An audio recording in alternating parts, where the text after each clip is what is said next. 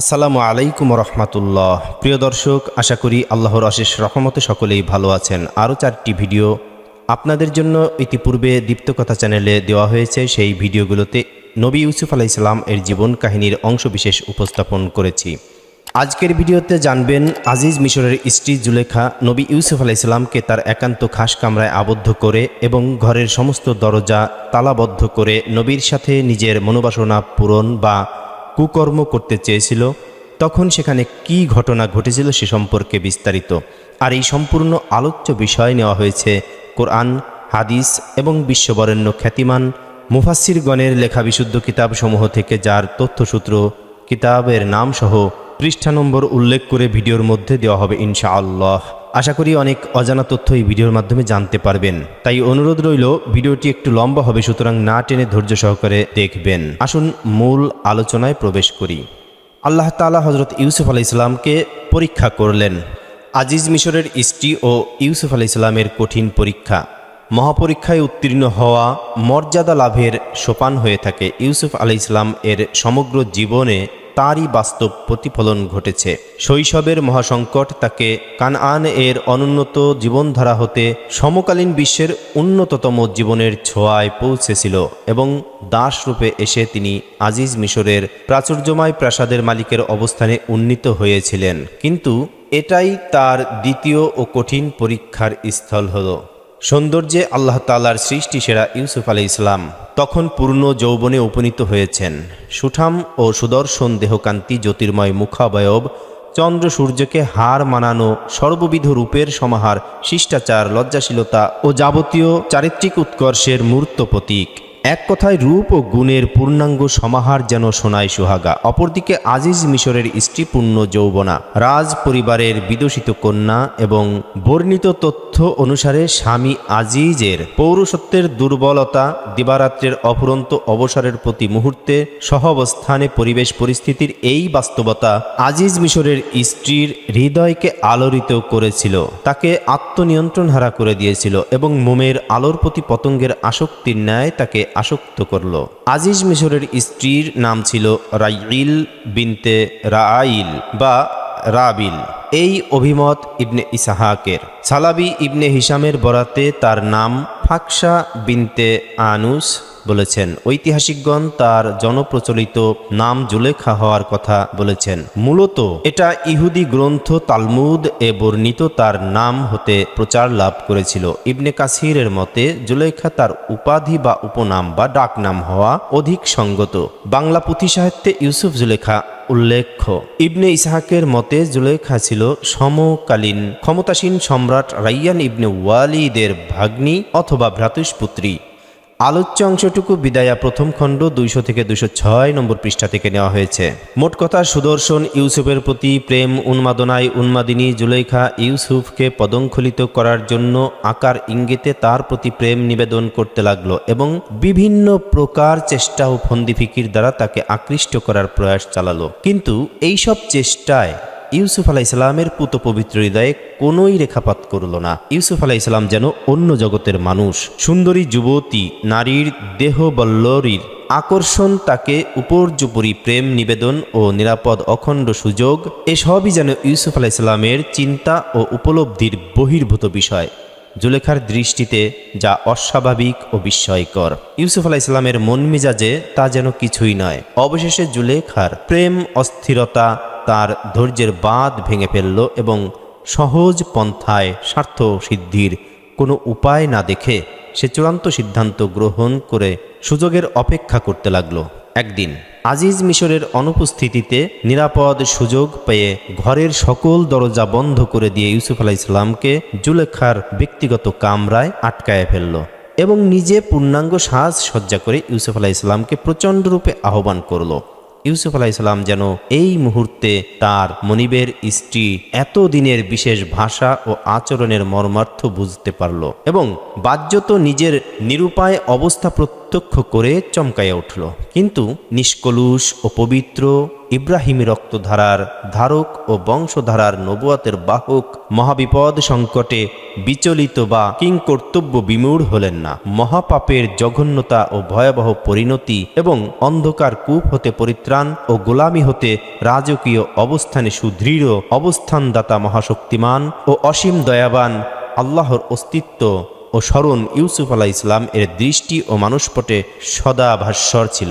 তিনি জুলেখার কুপ্রস্তাব দৃঢ় বাক্যে ও আন্তরিক ঘৃণা ভরে প্রত্যাখ্যান করলেন এবং এর জন্যে আল্লাহর আশ্রয় ও শরণ লইলেন।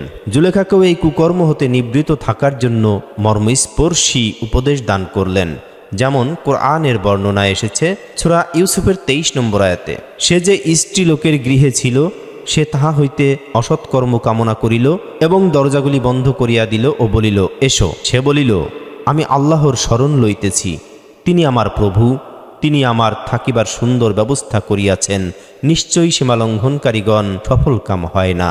অর্থাৎ এখানে বলা হয়েছে যে জুলেখা ইউসুফ আলাইহিস সালামকে তার কামরায় নিয়ে অসৎকর্ম কামনা করল এবং সমস্ত দরজাগুলো সে বন্ধ করে তাকে আহ্বান করল। কিন্তু নবী ইউসুফ আলাইহিস সালাম তাৎক্ষণিকভাবে মহাপরাক্রমশালী আল্লাহ তাআলার স্মরণ করলেন এবং তার কাছেই আশ্রয় কামনা করলেন। পাশাপাশি জুলেখাকেও এই সম্পর্কে উপদেশ দিলেন এবং ভীত করলেন। কোনো বর্ণনায় পরপর 7টি দরজা তালাবদ্ধ করে তার চাবি জুলেখার নিজের নিয়ন্ত্রণে রাখল এবং তার সাধ্যমতো সাজগোজ করে আকুল হয়ে ইউসুফ আলাইহিস সালামকে আহ্বান করল। জুলেখা বলল, আসো, তোমাকেই বলছি, আমার বাসনা পূরণ করে আমাকে কৃতার্থ করো। ইউসুফ আলাইহিস সালাম বলল, নাউজুবিল্লাহ, হে আল্লাহ রক্ষা করো, এটা অন্যায়, এটা অসম্ভব, এটা কি করে হতে পারে? তিনি তো আমার মালিক, আমার মনিব, তিনি তো আমার জন্য সুখকর জীবন ধারণের ব্যবস্থা করেছেন। এই ইহসান ও অনুগ্রহের বিপরীতে এটা মহা অন্যায়। বস্তুত অন্যায়কারী জুলুমবাজরা সফলতা অর্জন করতে পারে না। কোরআনের বর্ণনায় এখানে জুলেখা বা আজিজের স্ত্রী না বলে যে নারীর ঘরে সে বসবাস করত বলে উপস্থাপন দ্বারা এক জঘন্য কর্মের উপলব্ধিকারিণী নাম উল্লেখ হতে বিরত থাকবার সাথে সাথে আসল লক্ষ্য হচ্ছে পরিস্থিতির বাস্তব ও স্পষ্ট রূপ তুলে ধরা। ইউসুফ আলাইহিস সালামের চরিত্রের অনাবিলতাকে অতি স্বচ্ছ ও উজ্জ্বল রূপে উপস্থাপন করা। কেননা যে ঘরে 24 ঘন্টা অবস্থান, সেখানে সুযোগ সুবিধার আনুকূল্য ও তদুপরি খোদ কর্ত্রীর শুধু মৌন সম্মতি ও বাধাহীনতাই নয়, বরং তার আকুল শকতা আবেদন এহেন পরিস্থিতিতে সংযম ও আত্মস্মরণ হযরত ইউসুফ আলাইহিস সালামের পবিত্রতা ও নিষ্কলুষতাকে দিবালোকের ন্যায় প্রস্ফুটিত করে তোলে। এখানে লক্ষণীয় যে ইউসুফ আলাইহিস সালাম মহাবিপদ হতে পরিত্রাণ ও মহাপরীক্ষায় উত্তীর্ণ হওয়ার জন্য শুধু নিজের দৃঢ় ইচ্ছা ও প্রচণ্ড মনোবলের প্রতি আস্থাশীল হয়ে এবং তার উপর ভরসা করেই ক্ষান্ত হলেন না, বরং সর্বাগ্রে সবার প্রথমে তিনি নবীসুলভ পন্থায় সকল শক্তি ও ইচ্ছার মালিক মহান আল্লাহর শরণাপন্ন হলেন। কেননা আল্লাহর আশ্রয় কাহারও সহযোগী হলে কোনো কিছুই তাকে সঠিক পথ হতে বিচ্যুত করতে পারে না। অতঃপর তিনি নবীসুলভ পন্থায় জুলেখার অন্তরেও আল্লাহর ভয় ও স্বামীর প্রতি বিশ্বাসঘাতকতা না করবার মনোভাব জাগ্রত করার জন্য প্রজ্ঞাসুলভ উপদেশবাণী উচ্চারণ করলেন এবং অন্যায় ও গর্হিত আচরণকারীদের অশুভ পরিণতির কথা স্মরণ করাইয়া দিয়ে কোনো এক সময় তার এই কুকৃত্তি ফাঁস হয়ে যাওয়া এবং তখন চরমভাবে নিন্দিত ও ধিকৃত হওয়ার সতর্কবাণী উচ্চারণ করলেন। তিনি জুলেখাকে বুঝাইয়া দিলেন, আমি যদি আজিজের অল্প দিনের অনুগ্রহ ও সদাচরণের প্রতি লক্ষ্য করে তার অধিকারে হস্তক্ষেপকে অন্যায় অপরাধ মনে করি, তবে তোমার জন্য তো তার প্রতি বিশ্বাসঘাতকতাকে জঘন্য ও অমার্জনীয় অপরাধ মনে করা এবং আসন্ন পরিণতির প্রতি লক্ষ্য করে কুমতলব হতে নিবৃত্ত হওয়া একান্ত অপরিহার্য। এই প্রসঙ্গে সুদ্দি ও ইবনে ইসহাক প্রমুখ মুফাসসিরগণ উল্লেখ করেছেন যে নির্জন ঘরে আবদ্ধ করে জুলেখা ইউসুফ আলাইহিস সালামকে সম্মোহিত করার জন্য তার রূপ ও গুণের প্রশংসা শুরু করে দিল। জুলেখা বলল, কত সুন্দর তোমার কেশরাজি। ইউসুফ আলাইহিস সালাম তাৎক্ষণিকভাবে জবাব দিলেন, আমার মৃত্যুর পরে সর্বাগ্রে এই চুল আমার দেহ হতে বিচ্ছিন্ন হবে। জুলেখা বলল, এত সুন্দর তোমার নয়ন যুগল। ইউসুফ আলাইহিস সালাম বলল, মৃত্যুর পর এই চোখ দুটোই বিগলিত হবে। জুলেখা বলল, কি সুন্দর তোমার মুখমণ্ডল। ইউসুফ আলাইসাল্লাম বললেন, এই সব তো মাটির খাদ্য, যা দিয়ে সে তার ক্ষুধা নির্বাপিত করবে।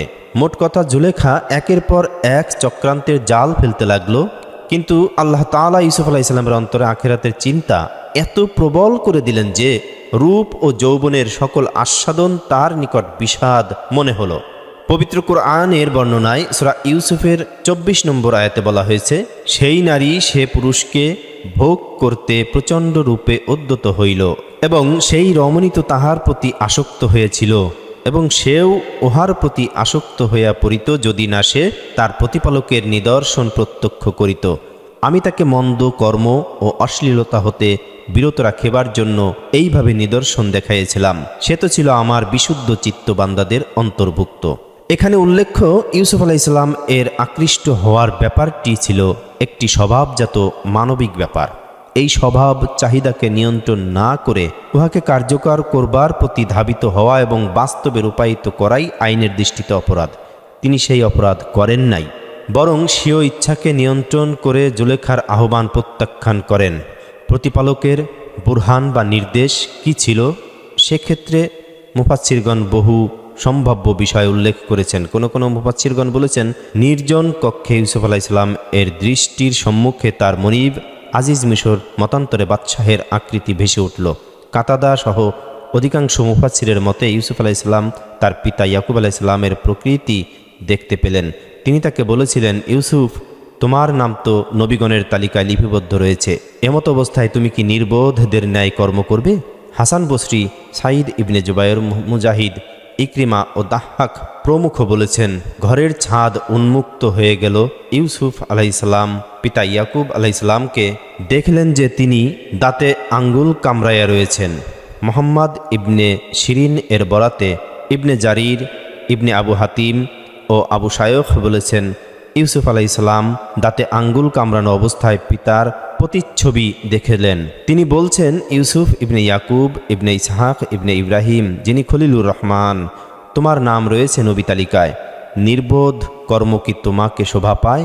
ইবনে আব্বাস রাদিয়াল্লাহু আনহু এর বরাতে সাঈদ ইবনে জুবায়ের বলেছেন, ইয়াকুব আলাইহিসসালাম এর প্রতিচ্ছবি ইউসুফ আলাইহিসসালাম এর বক্ষে চাপড় দিয়ে তার মনের সকল উদ্বেলতা বিদূরিত করে দিল।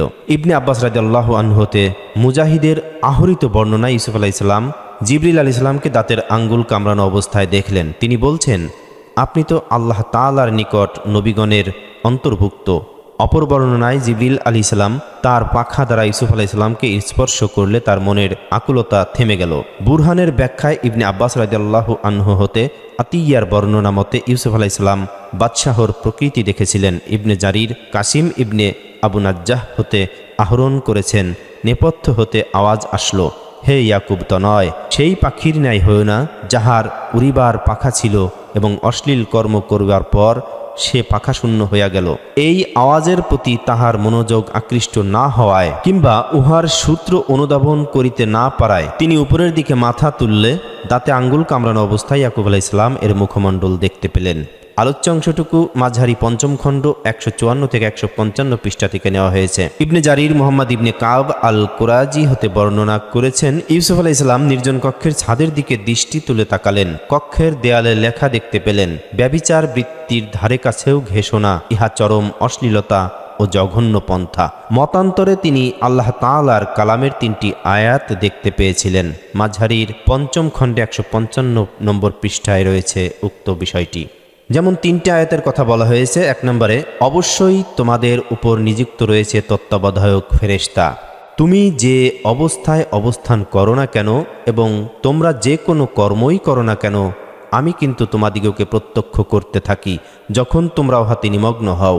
তোমার প্রতিপালকের দৃষ্টি ও অবগতি হতে আসমান ও জমিনের মধ্যে বিন্দু পরিমাণ কিংবা উহার থেকে ক্ষুদ্রতর কিংবা বৃহত্তর কোনো কিছু লুকায়িত থাকে না, কিন্তু তার রেকর্ড সুরক্ষিত থাকে এক স্পষ্ট মহাগ্রন্থে। আর ৩ নম্বর আয়াতে বলা হয়েছে, যে সত্তা প্রতিটি প্রাণের পাশে তাহার উপার্জন সম্পর্কে সদা দণ্ডায়মান বা তত্ত্বাবধায়ক, তিনি আর কথিত শরীকরা কি সমতুল্য? আলী ইবনে হুসাইন ইবনে আলী রাদিয়াল্লাহু আনহু এর মতে নিদর্শনটি ছিল কক্ষে বিদ্যমান একটি মূর্তিকে জুলেখা কর্তৃক বস্ত্রাবৃত বা ঢেকে রাখার কথা বলা হয়েছে। ইউসুফ আলাইহিসসালাম জুলেখাকে ইহার কারণ জিজ্ঞাসা করলে সে বলল, পাপ কর্মেরত অবস্থায় সে আমাকে দেখবে, এতে আমি লজ্জাবোধ করছি। তখন ইউসুফ আলাইহিস সালাম জুলেখাকে বললেন, যে কিছু শোনে না, যে কিছু দেখে না বা বোঝে না, তুমি তাকে লজ্জা পাচ্ছ। সুতরাং সর্বশ্রোতা সর্বদ্রষ্টা প্রতিপালককে আমার লজ্জা করাই অধিক সমীচীন। এই কথা বলে তিনি সম্মুখে দৌড় দিলেন। আলোচ্য অংশটুকু মাঝহারি পঞ্চম খণ্ড 155 পৃষ্ঠা থেকে নেওয়া হয়েছে। জাফর সাদিক বলেছেন, বুরহান ছিল তার অন্তর্দেশে গচ্ছিত নবুয়ত, যা মহান মহিয়ান আল্লাহর ক্রোধ সৃষ্টিকারী বিষয়ের অন্তরায়। মাওলানা হিফজুর রহমান এ প্রসঙ্গে দীর্ঘ আলোচনার পর বলেছেন, ইয়াকুব আলাইহিস সালাম এর প্রতিচ্ছবি ও তাহার সতর্কীকরণ কিংবা ফেরেশতার আগমন অথবা আজিজের স্ত্রী কর্তৃক মূর্তিকে আবৃত করা হতে শিক্ষা গ্রহণ ইত্যাদিকে নিদর্শন সাব্যস্ত করে বিপরীতে কোরআনের বর্ণনা ধারা বিন্যাস শৈলীর স্পষ্ট ইঙ্গিতে প্রাপ্ত ব্যাখ্যাই প্রতিপালকের নিদর্শন ও সর্বোত্তম ব্যাখ্যা। আর তা হলো আল্লাহর প্রতি ঈমানের অন্তর্নিহিত উপলব্ধি, যা ইউসুফ আলাইহিস সালাম এর মাআযাল্লাহি উক্তি হতে প্রতিভাত হয় এবং অনুগ্রহ প্রবণ মালিক ও মনিবের প্রতি প্রকৃত কৃতজ্ঞতাবোধ এবং আস্থা ও বিশ্বাস রক্ষা করবার ব্রত প্রতীয়মান হয়। কাসাসুল কোরআন প্রথম খণ্ড 292 থেকে 293 পৃষ্ঠা থেকে নেওয়া হয়েছে আলোচ্য অংশটুকু। ইবনে কাসির তাহার পূর্বসূরি ইমাম ইবনে জারির তাবারির মন্তব্য উদ্ধৃতি করেছেন। তিনি উপর উল্লেখিত সকল অভিমত উদ্ধৃত করে অত্যন্ত পরিচ্ছন্ন ও উত্তরসূরি সকল বিদ্বান ও গবেষকের মনোপ্রুত অভিমত ব্যক্ত করেছেন। তিনি বলেছেন, সকল মনীষীর সকল বক্তব্য ও অভিমত সম্ভাবনার স্তরে রেখে তাদের কোনো একটি নির্মিত ও অকাট্য স্থির না করে পবিত্র কোরআনের উন্মুক্ত বর্ণনাকেই উন্মুক্ত রাখা এবং যথেষ্ট সাব্যস্ত করাই উত্তম। অর্থাৎ বলা হয়েছে, ইউসুফ আলাইহিস সালাম এমন কিছু দেখেছিলেন এবং নবুয়তি অন্তরে উপলব্ধি করেছিলেন যা তার উদ্বেলতা ও অস্থিরতাকে সম্পূর্ণ শান্ত করে দিয়েছিল। তাফসির ইবনে কাসির মুক্তাসার দ্বিতীয় খণ্ড 246 পৃষ্ঠা, তাফসির মাঝহারি পঞ্চম খণ্ড 154 থেকে 155 পৃষ্ঠা, মারিফুল কোরআন পঞ্চম খণ্ড 37 থেকে 38 পৃষ্ঠা, কাসাসুল কোরআন প্রথম খণ্ড 292 থেকে 293 পৃষ্ঠা হতে উপরোক্ত আলোচনা নেওয়া হয়েছে। পবিত্র কোরআন তার অলঙ্কারপূর্ণ বর্ণনা ধারায় ইউসুফ আলাইহিস সালাম এর নিষ্কলুষ ও পাপ মুক্ত থাকবার প্রতি লক্ষণীয় ইঙ্গিত প্রদান করেছে। আয়াতের শেষ অংশে বলা হয়েছে, তাহার হইতে মন্দ ও অশ্লীল কাজ দূর করবার জন্য, অর্থাৎ তাকে মন্দ ও অশ্লীল কর্ম হতে দূরে রাখবার জন্য লিনাসরি ফাহু আন না বলে তার হতে মন্দ ও অশ্লীলতাকে দূরে রাখবার জন্য লিনাসরি ফা আনহু বলা হয়েছে। এটা দ্বারা স্পষ্ট ইঙ্গিত করা হয়েছে যে ইউসুফ আলাইহিস সালাম তার নবীসুলভ চারিত্রিক পবিত্রতা ও দৃঢ়তার কারণে নিজেই মন্দ ও অশ্লীলতা, ছগিরা ও কাবিরা সর্ববিধ পাপ পঙ্কিলতা হতে দূরে অবস্থান করছিলেন, কিন্তু পাপ যেন তাকে ঘেরাও করে ফেলেছিল। তার সংকল্প ও দৃঢ়তার কারণে আমার সাহায্য তাহার প্রতি অগ্রসর হইল এবং আমি পাপের পাতানো জাল ছিঁড়ে দিলাম। এই আয়াতে মন্দ ও অশ্লীলতা সংযোজন দ্বারা বোঝা যায় যে ইউসুফ আলাইহিস সালাম এই ঘটনার নিম্নতম কোনো ছগিরা গুনাহ দ্বারাও কলুষিত হয় নাই। আর আয়াতের শেষ শব্দ মুখলিসিন দ্বারা তার পাপ মুক্ত থাকার প্রতি ইঙ্গিত করা হয়েছে, কেননা এর অর্থ হলো ইউসুফ আলাইহিস সালাম আল্লাহ তাআলার সেই বিশিষ্ট বান্দাদের তালিকাভুক্ত যাদিগকে তিনি তার নবুয়ত, রিসালাত তথা মানবজাতির সংস্কার ও পথ প্রদর্শনের জন্য নির্বাচিত করেছেন। সুতরাং এই শ্রেণীর নির্বাচিতগণকে সর্বপ্রকার কলুষতা হতে সুরক্ষিত করবার জন্য বিশেষ পাহারার ব্যবস্থা রাখা হয়। বিষয়টি পবিত্র কোরআনে উদ্ধৃত শয়তানের ভাষ্য দ্বারাও সাব্যস্ত হয়েছে। সমগ্র মানবজাতিকে জাহান্নামে পৌঁছাবার আজীবন সাধনারত থাকিবার অহমিকাপূর্ণ ঘোষণা দেওয়ার পাশাপাশি বিশিষ্ট গণের ব্যাপারে তার ক্ষমতা না থাকবার স্বীকারোক্তি করে সে বলেছিল, অর্থাৎ শয়তান বলেছিল, আপনার ইজ্জতের কসম, আমি অবশ্যই তাদের সকলকে পথ হারা করব, তাদের মধ্য হতে আপনার বিশুদ্ধ চিত্ত বান্দাগণ ব্যতীত। সুতরাং পবিত্র কোরআনের বর্ণনা ধারা বিভিন্ন আঙ্গিকে ইউসুফ আলাইহিস সালামের পাপমুক্ত ও প্লুত পবিত্র থাকবার ঘোষণা দিয়েছে। পরবর্তী ঘটনা সম্পর্কে পবিত্র কোরআনের ভাষ্য এরকম, সূরা ইউসুফের 25 থেকে 27 নম্বর আয়াতে এসেছে, উহারা উভয়েই দৌড়ে দরজার দিকে গেল এবং স্ত্রীলোকটি পিছন দিক হতে তাহার জামা ছিঁড়িয়া ফেলিল। তাহারা স্ত্রীলোকটির স্বামীকে দরজার নিকট পাইল। স্ত্রীলোকটি বলিল, যে তোমার পরিবারের সহিত কুকর্ম কামনা করে তাহার জন্য কারাগারে প্রেরণ অথবা অন্য কোনো মর্মন্তুদ শাস্তি ব্যতীত আর কি দণ্ড হইতে পারে? ইউসুফ বলিল, সেই আমা হতে অসৎকর্ম কামনা করেছিল।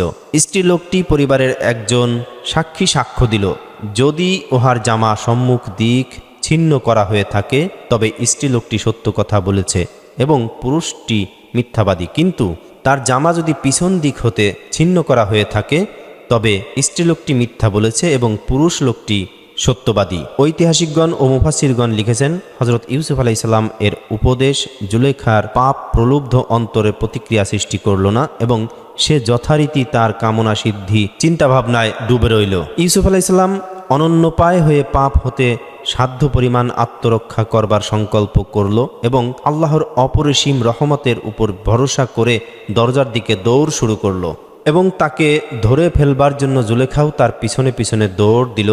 ঐতিহাসিক বর্ণনা মতে আল্লাহ তাআলার কুদরতে বদ্ধ দরজাসমূহের কপাট আপনা আপনি খুলে যেতে শুরু করল এবং ইউসুফ আলাইহিস সালাম দৌড়ে ভবনের সদর দরজার বাইরে আসলেন।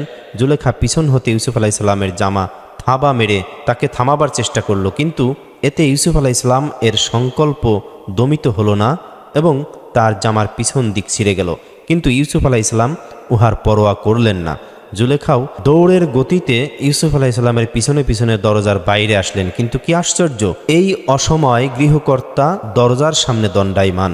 জুলেখা চমকে উঠল এবং মুহূর্তে নিজেকে সামলে নিয়ে নিজেকে সতী ও নিষ্পাপ এবং প্রতিপক্ষকে সম্পূর্ণ দোষী সাব্যস্ত করবার জন্য গম্ভীর ভাষায় বলে উঠল, গৃহকর্তার অনুপস্থিতির সুযোগে যে লোক গোলাম হয়ে এবং আশকারা পেয়ে এতদূর স্পর্ধা দেখায় যে মালিকের স্ত্রীর সহিত মন্দ কর্ম করবার বাসনা পোষণ করে, অত্যন্ত কঠোর ও শিক্ষণীয় শাস্তি তার প্রাপ্য। জেলখানার অন্তরীণ কিংবা দৈহিক মর্মন্তুদ শাস্তি তাকে দেওয়া উচিত। হযরত ইউসুফ আলাইহিস সালাম সম্ভবত নবীসুলভ উদারতা ও আভিজাত্যের কারণে আজিজের স্ত্রীকে অভিযুক্ত করবার ব্যাপারে নীরব ছিলেন, কিন্তু জুলেখার কূটকৌশলের কারণে পরিস্থিতি পাল্টে গেল। নির্দোষ ইউসুফ আলাইহিস সালাম নিজেকে অভিযুক্ত দেখে অনন্যপায় হয়ে সত্য কথা প্রকাশ করতে বাধ্য হলেন। তিনি বললেন, জুলেখার বক্তব্য সত্য নয়, বরং সেই তার কামনা সিদ্ধির জন্য আমাকে ফুসলাইতেছিল এবং রুদ্ধদ্বার কক্ষে আমাকে আটকে রেখেছিল। আমি আত্মরক্ষা ও মনিবের প্রতি কৃতজ্ঞতার দাবি পূরণে দৌড়ে বাইরে আসছি।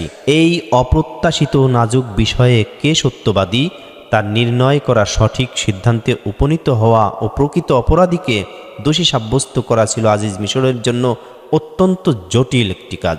সাক্ষ্য ও স্বাভাবিক প্রমাণ দ্বারা সিদ্ধান্তে উপনীত হওয়ার কোনো বাহ্য ব্যবস্থা ছিল না। এইরূপ নাজুক মুহূর্তে আল্লাহ তাআলার কুদরতি ব্যবস্থা তার মনোনীত ও নৈকট্যপ্রাপ্ত বান্দার মান রক্ষার জন্য অগ্রবর্তী হয়ে থাকে। আলোচ্য ক্ষেত্রে সেই কুদরতের ব্যবস্থা ছিল যে আল্লাহ তাআলা অলৌকিকভাবে একজন সাক্ষী দাঁড় করিয়ে দিলেন এবং তার মুখ হতে এমন একটি মীমাংসা সূচক বক্তব্য প্রকাশ করালেন যার আলোকে সত্য মিথ্যা নির্ণয় সূর্যালোকের ন্যায় স্পষ্ট হয়ে গেল এবং অপরাধীর পক্ষে তা খণ্ডন করবার কোনো প্রকার অবকাশ রইল না। সাক্ষী বলল, ইউসুফের ছেঁড়া জামা দেখে অপরাধী নির্ণয়ের সূত্র বের করা যেতে পারে। যদি জামাটি সম্মুখ দিক থেকে ছেঁড়া হয় তাহলে পুরুষ লোকটি বা ইউসুফ আলাইহিস সালাম দোষী, আর যদি জামাটি পিছন দিক থেকে ছেঁড়া হয় তাহলে ইউসুফ আলাইহিস সালাম নির্দোষী এবং জুলেখা দোষী। কেননা জামা সম্মুখে ছেঁড়া হওয়ার এই কথাই প্রমাণ বহন করে যে পুরুষ নারীকে ভোগ করতে চেয়েছিল, নারী আত্মরক্ষার জন্য পুরুষকে ধাক্কা দিয়েছে এবং বুকে আঘাত হানার কারণে জামা ছিঁড়ে গিয়েছিল। আর যদি জামার পিছন দিকে ছিঁড়ে থাকে তবে নারীর অভিযোগ মিথ্যা এবং পুরুষ নির্দোষ সাব্যস্ত হবে, কেননা তখন বোঝা যাবে যে পুরুষ পাপমুক্ত থাকার জন্য তার সম্মুখে দৌড় দিয়েছে এবং নারী পিছন দিক থেকে তাকে ধরে রাখার জন্য আঁকড়ে ধরবার কারণে জামার পিছন দিক ছিঁড়ে গিয়েছে। এই সাক্ষীর পরিচয় নির্ণয়ে মুফাসসিরগণের বক্তব্যে কিছুটা মতভেদ পরিলক্ষিত হয়। পবিত্র কোরআনের ভাষ্যে এতটুকু ইঙ্গিত পাওয়া যায় যে সাক্ষী জুলেখার কোনো আপনজন ছিল। ইবনে আব্বাস রাদিয়াল্লাহু আনহু হতে একটি বর্ণনা মতে সে ছিল বাদশার ঘনিষ্ঠতম, অন্যতম এবং শ্বশ্রুদ্ধারী এক পুরুষ। কারো মতে সে ছিল জুলেখার স্বামী আজিজ মিশরের আত্মীয়, অন্যদের মতে জুলেখার নিকটাত্মীয় এবং তার চাচাতো অথবা মামাতো ভাই। ইবনে আব্বাস রাদিয়াল্লাহু আনহু, ইকরিমা, মুজাহিদ, হাসান, কাতাদা, সুদ্দি, মুহাম্মদ ইবনে ইসহাক ও জায়দ ইবনে সালাম রাদিয়াল্লাহু আনহু প্রমুখ হতে উদ্ধৃত বর্ণনায় তাকে বয়স্ক পুরুষ এবং জুলেখা অথবা তার স্বামীর নিকটাত্মীয় কিংবা বাদশার ঘনিষ্ঠ লোক বলা হয়েছে। একটি বর্ণনায় ইউসুফ আলাইহিসসালাম ও জুলেখার দৌড়ে বাহিরে হওয়ার সময়টিতে আজিজ মিশর বা কিতফির জুলেখার এক চাচাতো ভাইয়ের সাথে কথা বলছিল এবং সেই আজিজকে মীমাংসার এই সূত্র প্রদর্শন করেছিল। অধিকাংশ বিজ্ঞ মুফাসসিরের মতে এই সাক্ষী ছিল জুলেখার ঘরে বসবাসকারী তার কোনো আত্মীয় অথবা গৃহ পরিচারিকা, আর এই গৃহ পরিচারিকার একটি দুগ্ধপোষ্য সন্তান ছিল যে দোলনায় অবস্থান করে নিষ্পাপ চোখে জুলেখা ও ইউসুফের কার্যাবলী নিরীক্ষণ করতেছিল এবং দুগ্ধপোষ্য হওয়ার কারণে স্বভাবতই জুলেখা তাকে গোপন করার কোনো প্রয়োজন অনুভব করে নাই। সাইদ ইবনে জুবায়ের ও দাহহাক সাক্ষী শিশু হওয়ার অভিমত ব্যক্ত করেছেন। হাসান বসরি হতেও এমন অভিমত রয়েছে যে তার এই বাড়িতে অবস্থানরত শিশু হওয়ার কথা বর্ণিত হয়েছে। ইবনে আব্বাস রাদিয়াল্লাহু আনহু হতে আউফির আহরিত বর্ণনায় তাকে শিশু বলা হয়েছে। ইবনে জারির ও ইবনে কাসির প্রমুখ মুফাসসির সাক্ষীর শিশু হওয়ার অভিমত অধিক প্রমাণ্য বলেছেন, কেননা মুসনাদে আহমদ, ইবনে হিব্বানের সহিহ ও হাকেমের মুস্তাদরাক গ্রন্থে আবু হুরায়রা রাদিয়াল্লাহু আনহু, হিলাল ইবনে ইয়াসাব ও ইবনে আব্বাস রাদিয়াল্লাহু আনহু প্রমুখ সাহাবী হতে এ প্রসঙ্গে সহিহ হাদিস বর্ণিত হয়েছে। ইবনে আব্বাস রাদিয়াল্লাহু আনহু হতে মারফু ও মাওকুফ উভয়ভাবেই বর্ণিত হয়েছে, যাতে ইউসুফ আলাইহিসসালাম এর ঘটনার সাক্ষী দোলনায় ও শিশু অবস্থায় কথা বলেছে এমন 4 কিংবা ততোধিক শিশুর কথা বলা হয়েছে। অবশেষে সাক্ষীর নির্দেশিত পন্থায় ইউসুফ আলাইহিসসালামের জামাটি পরখ করা হলো এবং তার পিছনের দিকে ছেঁড়া দেখে গৃহকর্তা ঘটনার বাস্তবতা সম্পর্কে নিশ্চিত হলেন এবং স্ত্রীকে অপরাধ স্বীকার করে ক্ষমা প্রার্থনার আদেশ দিলেন এবং অভিজাত পরিবারের মান মর্যাদার খাতিরে ইউসুফ আলাইহিসসালামকে এ বিষয়ে সম্পূর্ণ নিরাপত্তা পালন করার অনুরোধ করলেন। পবিত্র কোরআনের বর্ণনায় সূরা ইউসুফের 28 থেকে 29 নম্বর আয়াতে এসেছে, গৃহস্বামী যখন দেখিল যে তাহার জামা পিছন দিক হতে ছিন্ন করা হয়েছে, তখন সে বলিল, নিশ্চয়ই ইহা তোমাদের নারীদের ছলনা, তোমাদের ছলনা তো ভীষণ। হে ইউসুফ, তুমি ইহা উপেক্ষা করো এবং হে নারী, তুমি তোমার অপরাধের জন্য ক্ষমা প্রার্থনা করো, তুমি তো অপরাধী। অর্থাৎ জামা পরখ করে গৃহকর্তার দৃষ্টিতে ইউসুফ আলাইহিসসালামের নির্দোষ হওয়ার প্রমাণ হলো, কিন্তু একটু পূর্বেই তার ঘরের স্ত্রীর আচরণ ও বাকচাতুর্য তাকে নারীর চক্রান্তের স্বরূপ দেখাইয়ে দিয়েছিল। সে উল্লেখিত মন্তব্য করল। তাফসিরে কুরতুবিতে এ প্রসঙ্গে আবু হুরায়রা রাদিয়াল্লাহু আনহু এর সূত্রে একটি হাদিস উদ্ধৃতি করা হয়েছে। তাতে রাসূলুল্লাহ সাল্লাল্লাহু আলাইহি ওয়াসাল্লাম নারীর চক্রান্ত ও কূটকৌশল শয়তানের চক্রান্ত হতেও জটিল হয়ে থাকে বলেছেন, কেননা আল্লাহ তাআলা শয়তানের চক্রান্ত সম্পর্কে বলেছেন, শয়তানের চক্রান্ত দুর্বল। পক্ষান্তরে নারীর চক্রান্ত সম্পর্কে বলেছেন, তোমাদের নারীদের চক্রান্ত ভয়ঙ্কর। বলা বাহুল্য, এটা চক্রান্তবাজ নারীদের জন্যই প্রযোজ্য এবং নারীদের মধ্যেও এর ব্যতিক্রম রয়েছে। নিরপরাধ ইউসুফ আলাইহিসসালামকে অন্যায়ভাবে দোষী সাব্যস্ত করবার চক্রান্তের কারণে আজিজ মিশরের স্ত্রীকে অপরাধ স্বীকার করে ইউসুফ আলাইহিসসালামের নিকট ক্ষমা প্রার্থনা করতে বললেন। ইবনে কাসিরের মতে মিশরবাসীরা পৌত্তলিক হলেও তাদের দৃষ্টিতে পাপ মার্জনা করবার অধিকার আল্লাহর জন্য স্বীকৃত ছিল, সুতরাং জুলেখাকে ইস্তেগফার করতে বলা হয়েছিল। আলোচ্য অংশটুকু বিদায়া প্রথম খণ্ড 204 নম্বর পৃষ্ঠা থেকে নেওয়া হয়েছে। এখানে শ্রোতা দর্শকদের মনে একটা প্রশ্ন জাগতেই পারে। প্রশ্নটি এরকম হতে পারে যে, স্ত্রীর এহেন বিশ্বাসঘাতকতা ও নির্লজ্জতা প্রমাণিত হওয়া সত্ত্বেও স্বামীর পক্ষে উত্তেজিত না হয়ে আদালতের বিচারকের ন্যায় শান্ত ও স্থির থাকবার কারণ কি ছিল?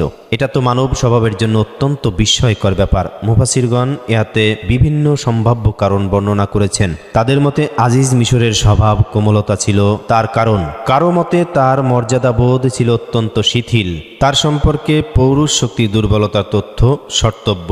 তথাকথিত অভিজাত সমাজে সর্বযুগেই এই ধরনের ক্ষেত্রে লোকমুখে নিন্দা চর্চার ভয়ে নীরবতা অবলম্বন করা ও ঘটনা হজম করা রীতি এর কারণ হতে পারে। কুরতুবীর মতে উল্লেখিত কারণ ব্যতীত একটি সম্ভাব্য কারণ এটাও হতে পারে যে, আল্লাহ তাআলা ইউসুফ আলাইহিস সালামকে পাপ হতে অতঃপর অপবাদ ও অপমান হতে রক্ষা করবার জন্য যে অতি জাগতিক ও অলৌকিক ব্যবস্থা গ্রহণ করেছিলেন, এটা তারই পরিপূরক অংশরূপে আজিজ মিশরকে উত্তেজনার বশবর্তী হয়ে কোনো অঘটন ঘটানো হতে শান্ত রাখবার ব্যবস্থা করা হয়েছিল। অন্যথায় এই ধরনের পরিস্থিতিতে মানুষ স্বভাবত আত্মনিয়ন্ত্রণ হারিয়ে ফেলে এবং তদন্ত ও সত্য উদ্ঘাটনের অপেক্ষা না করেই গালাগালি করতে থাকে এবং জ্ঞানহীন রূপে পেশিশক্তি প্রয়োগে উদ্যত হয়। আলোচ্য ক্ষেত্রে আজিজ মিশরের পক্ষে উত্তেজিত হয়ে ইউসুফ আলাইহিস সালাম এর সহিত কোনো সাংঘাতিকভাবে কোনো ধরনের দুর্ব্যবহার করা বিচিত্র ছিল না, কিন্তু কুদরতি ব্যবস্থাপনা তার প্রিয় ও বিশিষ্ট বান্দার সুরক্ষার ব্যবস্থার অংশরূপে বা অঙ্গরূপে মানুষের স্বভাব আচরণের ঊর্ধ্বে আজিজ মিশরকে শান্ত রাখবার অলৌকিক পন্থা গ্রহণ করেছিল। আলোচ্য অংশটুকু মারিফুল কোরআন ৫ম খণ্ড ৪৬ নম্বর পৃষ্ঠা থেকে নেওয়া হয়েছে। সুপ্রিয় দর্শক, যারা শেষ পর্যন্ত ভিডিওটি দেখলেন তাদেরকে অসংখ্য ধন্যবাদ। আশা করি অনেক অজানা তথ্য জানতে পারলেন। ইনশাআল্লাহ পরবর্তী ভিডিওতে জুলেখার প্রেমাশক্তি চর্চা ও ইউসুফ আলাইহিস সালাম এর কারাবাস, অর্থাৎ জুলেখার ইউসুফ আলাইহিস সালামের প্রতি একটা লালসা বাসনা ছিল, আকাঙ্ক্ষা ছিল, সেইটা সে প্রয়োগ করার জন্য পর্যায়ক্রমে চেষ্টা করতে থাকলেন। অতঃপর কোনো এক পর্যায়ে ইউসুফ আলাইহিস সালামকে সে দোষী সাব্যস্ত করলো, ইউসুফ আলাইহিস সালামকে ঠিকই কারাগারে প্রেরণ করলো। এ সম্পর্কে বিস্তারিত আলোচনা আশা করি পরের ভিডিওগুলো দেখবেন। ভিডিওটি ভালো লাগলে শেয়ার করার অনুরোধ রইল এবং এই ধরনের কাহিনী ঘটনা জানার জন্য দীপ্তকথা চ্যানেলটি সাবস্ক্রাইব করে সাথেই থাকুন। সকলের সুস্বাস্থ্য কামনা করছি। আসসালামু আলাইকুম ওয়া রাহমাতুল্লাহি ওয়া বারাকাতুহু।